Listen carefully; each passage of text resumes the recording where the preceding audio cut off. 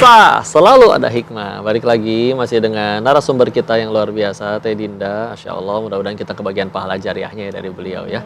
Kita kali ini masih lanjutin obrolan, tapi ternyata juga ada yang pengen ditanyain sama Teh Dinda. Iya, Apa tadi Teh, nih, tentang Pak Ustadz apa? mau bertanya. Mangga. Karena kan banyaknya murid-murid saya juga di sekolah itu usianya sudah balik gitu. Bagaimana sih secara hukum Islam untuk anak-anak disabilitas? Karena kan ya seperti yang kita tahu mungkin ada beberapa keterbatasan atau hambatan yang dialami anak-anak. Ketika dia sudah balik, itu hukumnya gimana Pak Ustadz? Masya Allah. Ada dua, boleh nggak?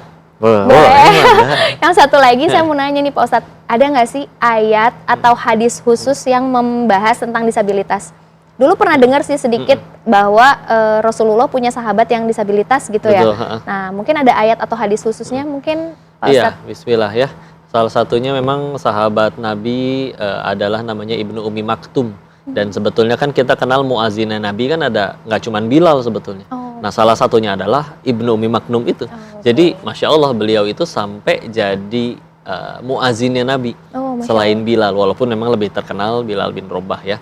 Dan selain itu juga pernah waktu itu Nabi datang ke Masjid Nabawi, terus ada tali, ditanya ini tali buat apa? Buat pegangan orang yang pengen sholat itu biar supaya dia kuat, atau juga memang ada juga yang memang kan tidak bisa melihat. Dan ketika mereka pun ada yang minta keringanan sebetulnya, bisa nggak saya sholatnya di rumah? Selagi kamu masih kedengaran azan nggak? Kalau masih kedengaran maka silakan berjalan. Tapi kan kita tahu ya berbagai macam orang disabilitas itu macam-macam ujiannya.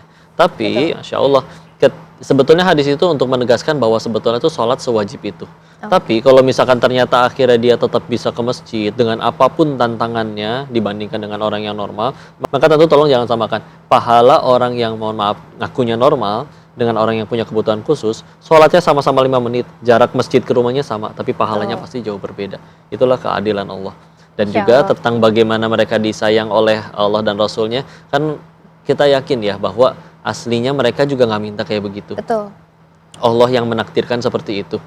Bahkan sejatinya ketika ketemu dengan yang seperti itu tuh kita malah jadi kayak obat hati banget. Karena bisa ngelembutin hati. Masalah kita ketika ketemu mereka langsung masalah kita jadi receh.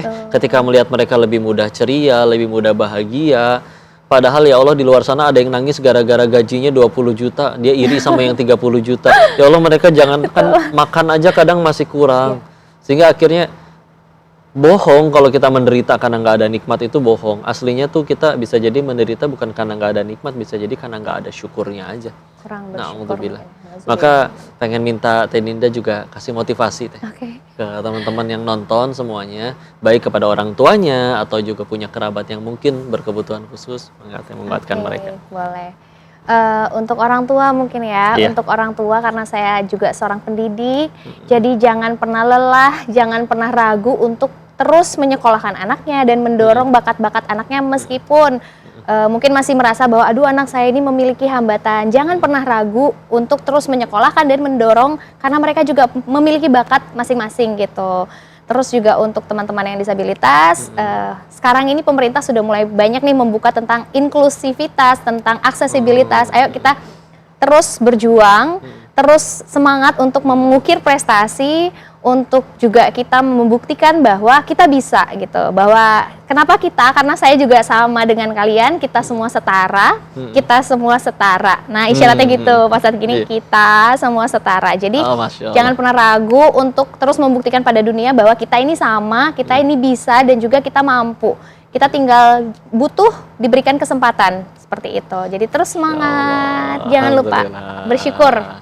Makasih Dinda, alhamdulillah luar biasa pemirsa, dapat banyak pelajaran banget dari Teh Dinda hari ini. Ini juga ngedorong supaya ayo kadang orang tuh ya Allah sibuk mikirin dirinya sendiri sampai stres padahal nikmat banyak. Beliau dengan sekian banyak peluang yang bisa beliau ambil tapi malah tetap mengambil jalan untuk jadi mengajar mereka-mereka yang lebih membutuhkan.